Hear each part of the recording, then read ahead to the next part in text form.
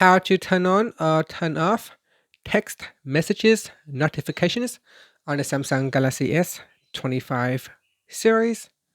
First, tap on the home button to return back to the home screen. And from the home screen, open up the text messages app.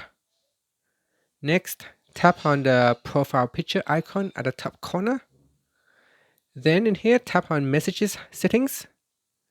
After that, tap on notifications. Then in here, tap on allow notifications. Tap on the toggle button to turn off or switch on messages notifications. And that's it. Once it is turned on, you can control the sound and vibration. You can choose whether to display the notifications on the lock screen, app icon badge, and notifications panel. And that's it. After, you can tap on the home button to return back to the home screen.